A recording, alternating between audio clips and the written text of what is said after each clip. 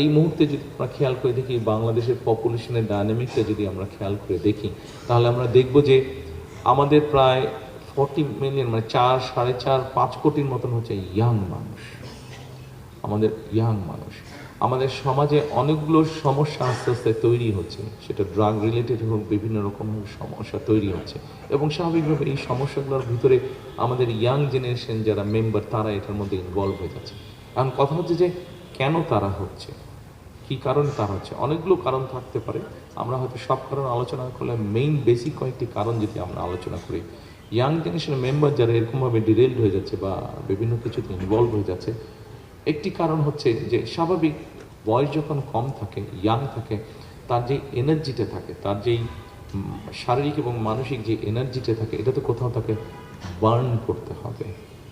আপনি যখন ওকে সেই স্কোপটা না দিবেন, তখন তো সেটা সে স্বাভাবিকভাবে এমন কোনো এক জায়গায় সে বার্ন করবে যেটা তার জন্য বা সমাজের জন্য বা পরিবারের জন্য ভালো না। আমরা আমাদের এডুকেশন, আমরা ইনশাল্লাহ গভর্নমেন্ট ফর্ম করতে সক্ষম হলে আমাদের এডুকেশন, স্পোর্টস, কালচার এবং সায়েন্স, এই কয়েকটাকে নিয়ে আমরা একটা কম্বাইন্ড একটা কাজ করতে চাইছি। অর্থাৎ যেটা করতে চাইছি সেটা হচ্ছে যে আমরা স্পোর্টসটাকে প্রফেশনালিজমের মধ্যে নিয়ে আসতে চাইছি। আমাদের যেমন ডাক্তার তৈরি হবে, আমাদের ছেলেমেয়েদের থেকে যেরকম ডাক্তার তৈরি হবে, আমাদের ছেলেমেয়েদের থেকে ইঞ্জিনিয়ার তৈরি হবে, আর্কিটেক্ট তৈরি হবে, লয়ার্স তৈরি হবে, ঠিক আমাদের ছেলেমেয়েদের মধ্যে থেকে প্রফেশনাল ফুটবলার হতে পারে, প্রফেশনাল ক্রিকেটার হতে পারে, প্রফেশনাল বাস্কেটবল প্লেয়ার হতে পারে, কেন হতে পারবে না? অন্য দেশের বাচ্চারা হতে পারলে কেন আমাদের দেশের বাচ্চারা হতে পারবে না? আমাদের দেশের বাচ্চাদের মধ্যে একটা ভালো আর্টিস্ট তৈরি হতে পারে।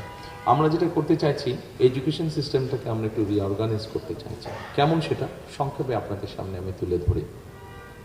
সেটা হচ্ছে যে মূল যে এডুকেশনটা আমাদের থাকবে, সেই এডুকেশনটার মধ্যে আমরা স্কুলে গেলে সেটা প্রাইমারি থেকে শুরু করে একদম সেকেন্ডারি ক্লাস 12 পর্যন্ত, আমরা ক্লাস 1 থেকে 12 পর্যন্ত যদি মোটামুটি একটা ধারণা নেই আমরা যে স্কুলগুলোতে কী কী সাবজেক্ট থাকে, বাংলা থাকে, ইংরেজি থাকে, ভূগোল থাকে, অঙ্ক থাকে, বিজ্ঞান থাকে, পলিটিক্যাল সায়েন্স থাকে, বা ক্লাস ভেদে বিভিন্নভাবে আস্তে আস্তে সাবজেক্ট বাড়তে থাকে বা কমতে থাকে।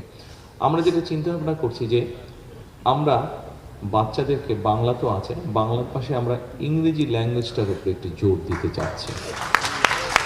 আমরা ইংলিশ ল্যাঙ্গুয়েজের উপরে একটু জোর দিতে যাচ্ছি, যাতে আমাদের বাচ্চাদের ইংলিশ ল্যাঙ্গুয়েজ, এখন শুধু সাধারণত যেসব ফ্যামিলির বাচ্চারা প্রাইভেট স্কুলে যাচ্ছে হয়তো তাদের ইংলিশটা মোটামুটিভাবে ভালো আছে, কিন্তু আমরা চাচ্ছি ওভারঅল আমাদের পাবলিক স্কুল যেগুলো আছে সেগুলোতেও আমাদের বাচ্চারা যাতে ইংরেজি ভালো বলতে পারে।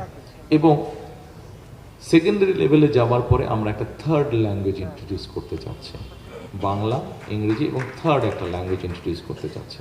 এখন আপনি বলতে পারেন যে হ্যাঁ, বাচ্চাদের উপরে প্রেশার বেশি হয়ে যাচ্ছে। না, বাচ্চাদের উপরে প্রেশার হবে না, আমরা অন্য সাবজেক্টগুলোকে একটু অ্যাডজাস্ট করার চেষ্টা করছি। যেমন ধরেন ভূগোল যদি থাকে, জিওগ্রাফি, এই সাবজেক্টটা যদি থাকে, এটাতে যদি 100 মার্ক থাকে, আমরা 100টাকে 70 করে নিয়ে আসতে চাচ্ছি, 70 নিয়ে। ওর পরীক্ষাটা 70-র মধ্যে 30 মার্কটা নিয়ে আসবো আমরা। ধরেন আমরা যদি গভর্নমেন্ট থেকে যদি সিলেবাসগুলো এরকম করা হয় যে ওখানে ফ্রেঞ্চ থাকবে, ওখানে জার্মান থাকবে, ওখানে ম্যান্ডারিন থাকবে, ওখানে আরবিক থাকবে, ওখানে জাপানিজ ল্যাঙ্গুয়েজ থাকবে, এরকম 5-6টা যদি ল্যাঙ্গুয়েজ, বাচ্চা তার নিজের মতন চুজ করে নেবে কোন ল্যাঙ্গুয়েজটা সে পড়বে, কিন্তু ওই ল্যাঙ্গুয়েজটা তাকে পাস করতে হবে।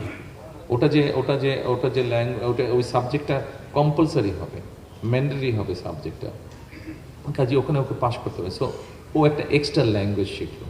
তারপরে আমরা যেটা করতে যাচ্ছি, যে গেল জিওগ্রাফি, হিস্ট্রি থেকে যদি হিস্ট্রি থাকে বা অন্য সাবজেক্ট থেকে, ওখান থেকে আমরা 30 মার্ক হয়তো বের করে নিয়ে আসতে চাই বা 40 মার্ক বের করে নিয়ে আসতে চাই। নিয়ে এসে যেটা আমরা করতে চাই যে আমরা স্পোর্টসে নিয়ে যেতে চাই। প্রত্যেকটা বাচ্চাই কোনো না কোনো একটা খেলা পছন্দ করে। সাধারণত আমাদের দেশের মানুষের যে ফিজিক্যাল স্ট্রেংথ সব কিছু বিবেচনা করে আমরা কতগুলো স্পোর্টসকে আমরা ডিসাইড করেছি যে এই স্পোর্টসগুলো। এখন স্বাভাবিকভাবে আমাদের বাচ্চাদেরকে যদি, মানে বাংলাদেশের মানুষকে যদি ম্যারাথন দেন আপনি, অলিম্পিকে যে ম্যারাথন হয়, পারবে না, জেনেটিক কারণে আমাদের পক্ষে সম্ভব নয় সেটা। আমাদের প্র্যাগমেটিক রিজন থাকতে হবে, জেনেটিক কারণে আমাদের মানুষের ওই স্ট্যামিনাটা নেই, পারবে না।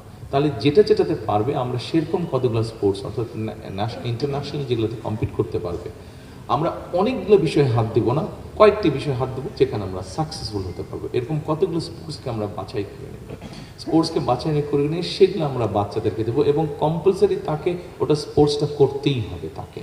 মানে তাকে ওটা পরীক্ষার মতো হবে, সেটা বাস্কেটবল হতে পারে, ভলিবল হতে পারে, ক্রিকেট হতে পারে, ফুটবল হতে পারে, ব্যাডমিন্টন হতে পারে, টেবিল টেনিস হতে পারে, চেস হতে পারে, যেটাই হোক কিন্তু একটা স্পোর্টস তাকে করতে হবে। আচ্ছা, এই গেল একটা। এরপরে আমরা চাচ্ছি যে আমাদের বাচ্চাদেরকে আমরা আর্ট এবং কালচারে, দেখুন যে কোনো মানুষ শুধু যে একটা সার্টিফিকেটের জন্য পড়ালেখা করলো, খুব ভালো মার্ক পেলো, কিন্তু তার মধ্যে যদি আর্ট না থাকে, কালচার না থাকে, তাহলে আমি মনে করি যে পরিপূর্ণ মানুষ হচ্ছে না। কিন্তু একটা মানুষের ভিতরে আর্ট এবং কালচার থাকতে হবে, ওই নলেজটা থাকতে হবে। আমরা সেই জন্য আমার নিজের যেরকম ছোটবেলা থেকে সম্ভব হয়নি, এটা আমার নিজের দোষেই সম্ভব হয়নি। ইটস নট দ্যাট যে আমার প্যারেন্টস আমাকে দিতে পারেনি, নট দ্যাট, বাট এফোর্ড করতে পারেনি, নট দ্যাট, বাট বাংলাদেশে এরকম অনেক অনেক ফ্যামিলি আছে যাদের প্যারেন্টসরা, বাচ্চার হয়তো ইচ্ছা আছে গিটার বাজানো শিখবে, বাচ্চার হয়তো ইচ্ছা আছে গান গাইতে শিখবে, বাচ্চার হয়তো ইচ্ছা আছে বাঁশি বাজানো শিখতে চায়, কিন্তু প্যারেন্টস হয়তো এফোর্ড করতে পারছে না।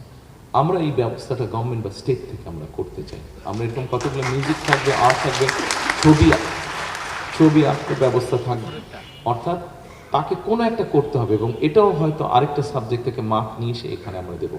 টোটাল মার্ক হয়তো 1000-এর মধ্যেই হবে, কিন্তু সাবজেক্ট ওয়াইজ থাকবে। অর্থাৎ আপনি দেখেন এই বাচ্চাটা যখন ক্লাস 10 বা 12 পার হবে, তারপরে ক্লাস 10 বা 12 পার হবে, সে যদি বাংলাটা তো জানেই, তার নিজের ল্যাঙ্গুয়েজ, মাদার টাং সে জানবে, ইংলিশটাও যদি জানে সে ভালো, এবং সাথে যদি একটা, সেটা জাপানিজ ল্যাঙ্গুয়েজ হোক, সেটা জার্মান ল্যাঙ্গুয়েজ হোক, এক থার্ড ল্যাঙ্গুয়েজ যদি জানে, সে যদি আপনার ভালো একটা মিউজিক্যাল ইকুইপমেন্ট, সেটা গিটার হোক, পিয়ানো হোক, সেটা ফ্লুইট হোক, যে কোনো একটা ইকুইপমেন্ট যদি বাজাতে পারে, সে যদি আপনার একটা স্পোর্টসে যদি ভালো হয়ে থাকে, এই কোয়ালিটিগুলো যদি থাকে, তাহলে সে শহরের বাচ্চাই হোক, সে গ্রামের বাচ্চাই হোক, সে যে কোনো লেভেলের বাচ্চা হোক না, সে যখন বাইরে যাবে বা দেশের ভিতরে কোনো জায়গায় যাবে, কোনো একটা জবের জন্য যাবে, নিশ্চয়ই তার কোয়ালিটিটা অনেক বেটার হবে, যে কোনো কম্পিটিশনে সে টিকবে, যার এতগুলো কোয়ালিটি আছে।